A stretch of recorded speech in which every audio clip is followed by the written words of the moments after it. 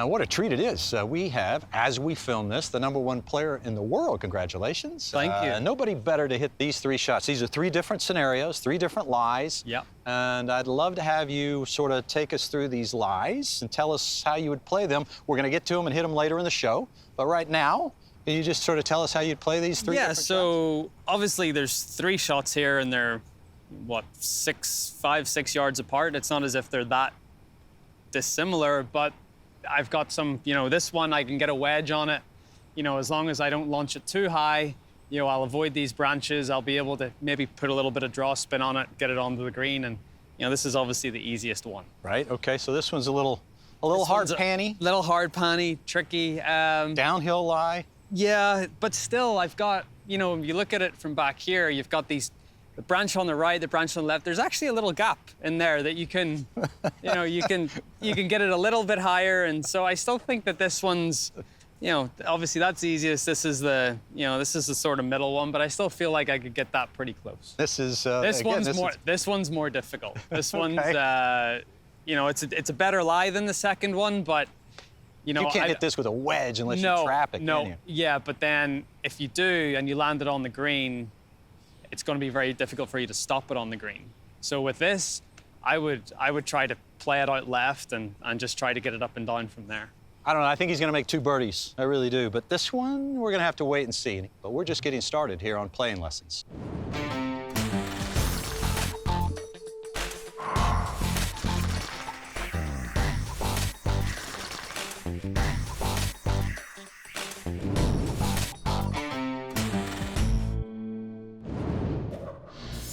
This is a par 5 here at Admiral's Cove.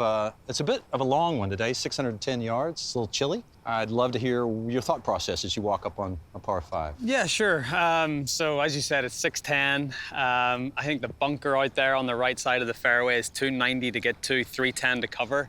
If it was warmer and the wind was in the right direction, I'd probably take that bunker on, but I think today I'm going to have to just go a little bit left of it. And that's more the percentage play. I mean, I think if I really buttoned one, I could maybe get it over it, but I'd rather just put it in play, put it on the fairway over there, and at least give myself the option for the second shot, whether I want to go for it or whether I want to lay up. And with the wind today coming a little bit out of the right, and there is a hazard down the left, but there's a pretty wide fairway there. Would it allow you to sort of work it with the wind, or would you shot shape it into the wind?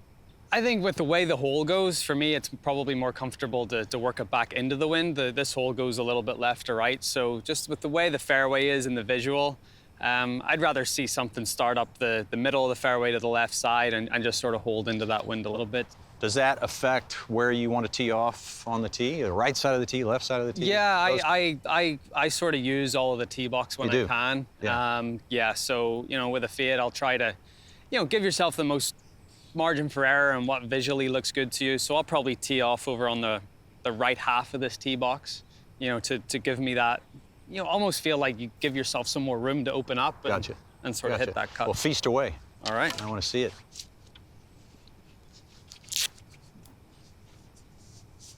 When you tee it up, I mean, are you visualizing the swing you want to make? Or are you visualizing the trajectory? Visualizing the shot shape more than anything else. And then I think once I'm over it, so I'll put my tee in the ground, I'll get back behind it, and I'm just visualizing what I want to do. And then from there, I try to get a feel. I make a couple of practice swings to get a feel of what swing I need to make to sort of make that ball flight happen. And then I get back, so what I try to do is pick the target where I want this ball to start, and I sort of lock in on that, visualize the shape. Walk in.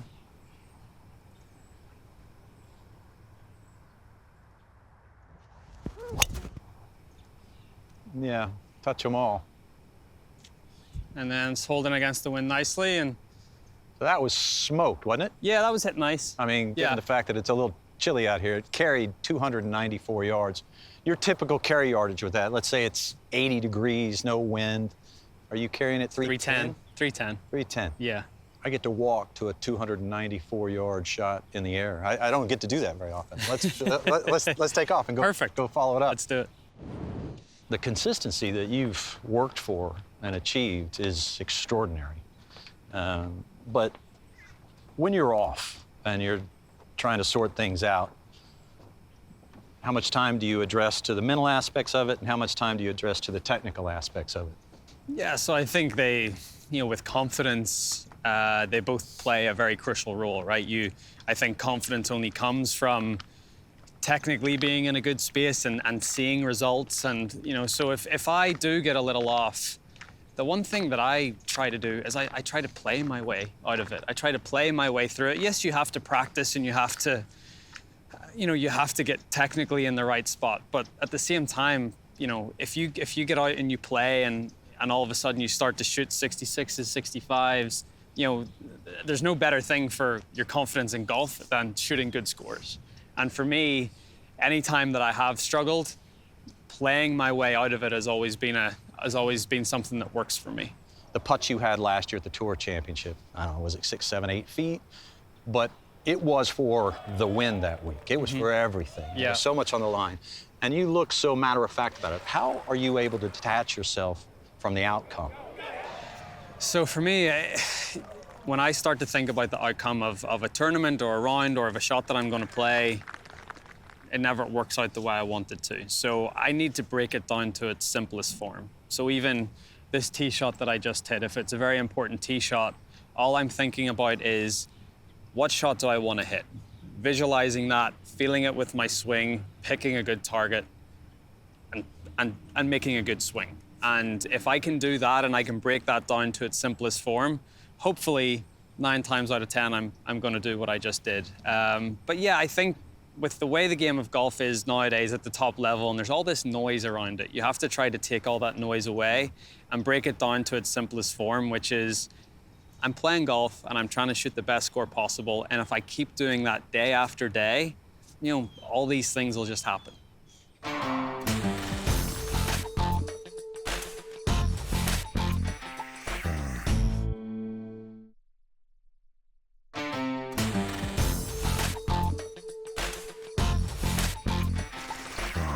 All right, Rory, nice drive. Thank you. 294, your divot's right in front of the ball, so you didn't get a lot of help. Take us through your process here. This is a par 5 where you could probably, under ideal conditions, get home in 2, no problem, but these are not ideal conditions, are they? No, a little chilly, wind's back off the right, 285 front, water on the front right of the green. There's a little sliver of land approaching the green on the left side, but I mean, it's very narrow, and that's exactly where I'd sort of be hitting the 3-wood into. So for me, with the way this hole's playing today, I'm going to lay it up to a good number and hit a wedge in from there. Do you have a favorite yardage that you like to lay up to? I mean, today I think if I were to lay up to around 100, 110, that would be a sort of nice 3/4 56. Gotcha. And I'd rather hit something a little easier than try to hit a flat-out wedge to control the spin more so in the trajectory than anything else. So going to try to lay this up to about 100, 110. So your second shot here, you're making a choice that will affect the spin rate on the next shot you hit, aren't you? Yeah, no, exactly, yeah. And it depends on the pin position as well. If the pin was a little further up the green, I would say I'd try to get it a little bit closer to the green so I could skip something in there. Oh, yeah. And then if the pin was a little further to the front, I'd like to maybe hit a full shot in so I could land it behind the hole and spin it back. So you're always trying to think a step ahead. So let's see the club of choice here. What would it be? Back into the way, 5-iron. 5-iron should go about 200. Okay. It should lay you well back of the water. Yes. Are you, if you're going to lay up kind of theory guy? I mean, yeah. Give yourself a buffer there. Don't exactly. push it. Yeah. Don't push it. Yeah. Don't push it at all. All right. Let's see it. Okay.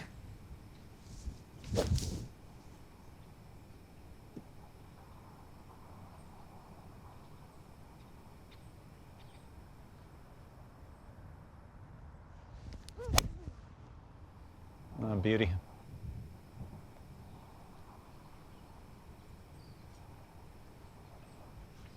According to Top Tracer, that flew 186. You were just hitting a cut into that wind, and the wind picked up considerably right when you hit that shot. It did, exactly. So probably left myself a little longer than I wanted to, but that's fine. But it got colder and windier as you were standing over that shot. So let's go up and have a look at this wedge shot. Perfect. All right, Rory, we got a layup here. You got 116 yards into the screen, but there's really kind of a lot going on up here around the screen, I think. Yeah, there is. Obviously, you've got a little bit of water on the right. You've got, probably one bunker in play on the left. It looks like there's a little bit of a runoff on the left there as well. So I think with a shot like this, it's all about being real particular with your target and zoning in on that. But yeah, there's a bit of wind up there as well. It's cold. You really have to pick the right shot and for me anyway, get the right trajectory. And what are your expectations when you're standing over the shot? I mean, you're just trying to stuff it in there? Yeah, trying. The pin for me, it'd be different if the pin was on the back right and you're having to, work it in to try to get back there and avoid the water. But with where this pin is today, you sort of take dead aim and try to get it as close as you can. All right, let's get a tap in.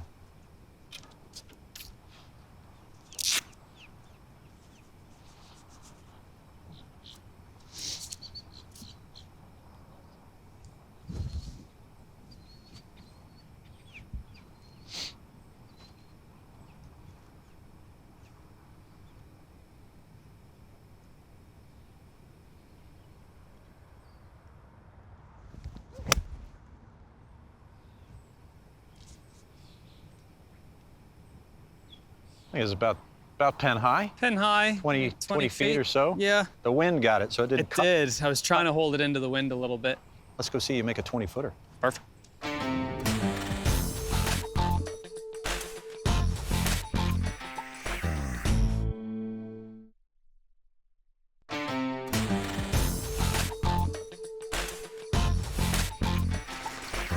When you walk up and everything's on the line, what is your process? How do you, detach from the moment and then get back into your routine, read the putt, and get settled in over it? Can you take us through that? Here we have a 20-foot putt. It's a little downhill, and all you're really trying to do is okay, what's the read? Where do I need the ball to start here, and how hard do I need to hit it for this thing to go in the hole? Like, that's simple enough. Simple. It really is simple, and then.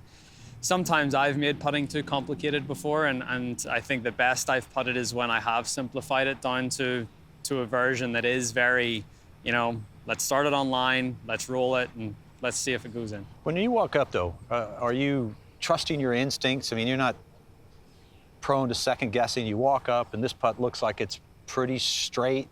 Are you a guy that's going to walk around and look? Yeah, I will. I mean, everything in putting, I think, is about routine. So if you've got if I've gotten into a routine where I am reading the putt from the side and going behind the hole, I feel if I don't do that, right, I'm not going through my whole routine. So, I typically in a round of golf, especially with, you've got time to kill on the green, I don't think there's any harm in going around and checking it from the other side. Are you a guy that looks at a green reading book or uses a line on your golf ball, or? I've dabbled in all of that before. I don't use a line on my golf ball.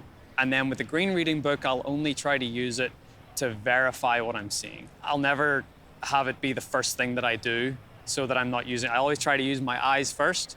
And then if my eyes are sort of struggling to see something, I'll look at the book, and if it verifies what I see, then that's perfect. I put it back in my pocket, and then I've at least validated what I've seen, and I can go ahead and make a good committed stroke. So the theme seems like be instinctual, athletic. Instinctual, athletic, trust yourself. Yeah. But you gotta. I think a lot of putting is done before you actually hit the ball.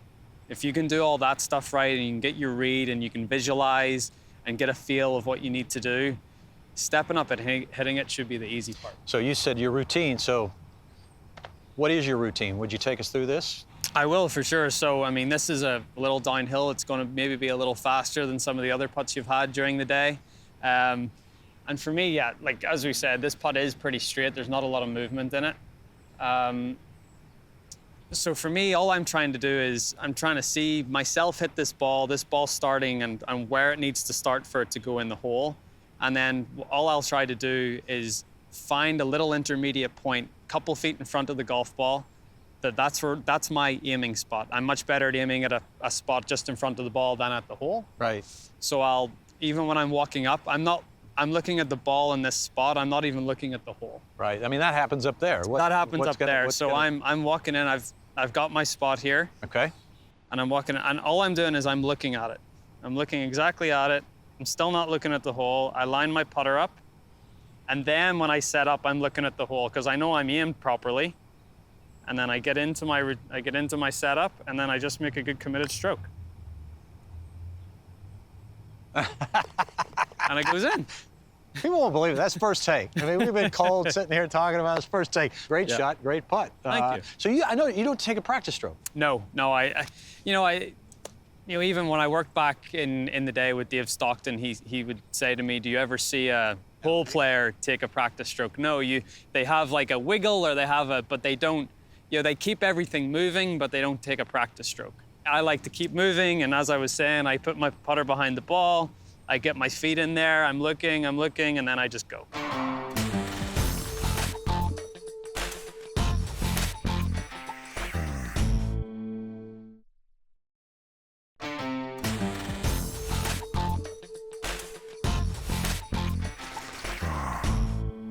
And just as we promised, we're back to hit these 3 different shots, different lies, different scenarios. Let's just assume, right, that this is the last hole. You need to make birdie. How would you go about hitting these 3 different shots? Okay, well, if it was the last hole and I needed to make birdie, I'd love it to just be this one. This one's pretty easy. We've got 100 yards back into the wind. Obviously, there's these overhanging branches, but I really don't think they're gonna play a part in the shot. It's still, you want to flight something in here just because it is into the wind, and this is 100 yards. So I've got a 52-degree wedge. I'll just flight something in there, and obviously you got to take on a little bit of the water, but I mean this is a relatively simple shot. I know you say it's relatively simple, and I no doubt it is for you. Where do you place the ball in your stance, and what are you visualizing in terms of impact to flight this down without spinning it too much? Yeah, so I think as well, like I'm getting it a little back in my stance. I mean, I'm probably sort of the back third. Okay, all right. I definitely don't want this ball to pop up in the air because then the branches could come into play. So, if anything, I'm gripping down a little bit. I'm bumping into my left side just to get a little bit more pressure in there to, Gotcha. To get the club coming in with a little less loft so I can drive it forward. I heard Jack Nicklaus once say that he visualized what he wanted the club to look like at impact to pull the shot off. Yeah. And then he worked backwards from there. Yeah. Is that a thought that you've ever had? Yeah, that is a thought. You look at, for me, sometimes I look at the leading edge and I say, okay, where do I want that to be at impact? At impact, yeah. Yeah. Okay. Yeah. All right. Yeah. Take us through this shot. Let's see it. All right. So wind sort of in off the right, 100 yards. It's gonna. You're tied for the lead. Birdie wins. Birdie wins. Gonna try and drive a little 52 forward, get it up there close.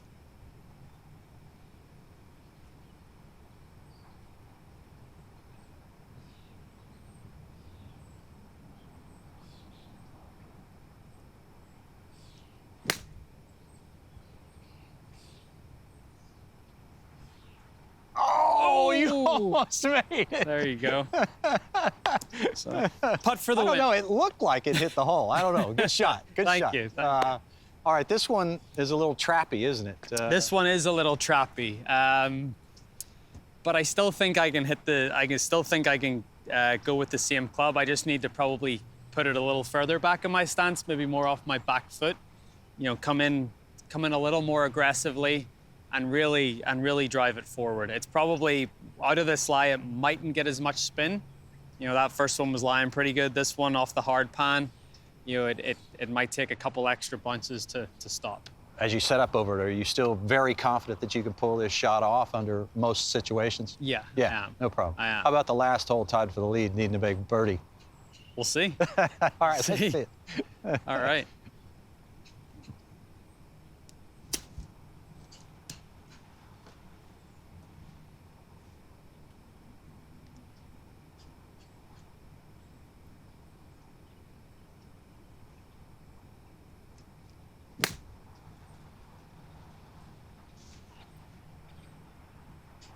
I'm picking up a theme here. Sit. Nice. That one just didn't stop quite as much. You're right, it didn't have as much spin, did it? Yeah.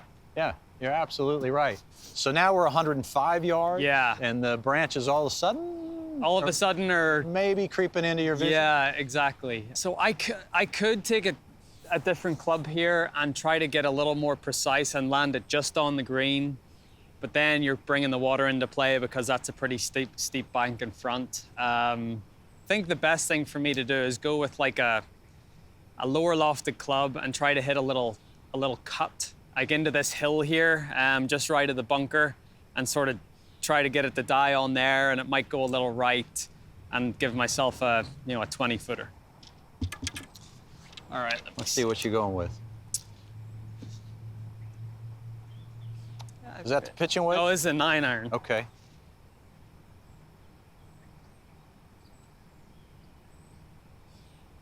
I'm actually gonna go one less. I just visually, right. I'm looking at it, I think I can hit an 8-iron, and I can hit like a little punch cut and just get it onto the front left of the green. When you get down there and you put the club behind the ball, are you seeing a movie? You're seeing the ball take off and... Yeah, and you're saying, okay, you're trying to visualize, if I hit this 9-iron, what launch angle is it gonna come out at? Is it gonna, is it gonna get close to these branches? Right. So I'm just putting all the pieces together. Yeah. Yeah, gotcha. So I think with the 8-iron, I can see this getting underneath it.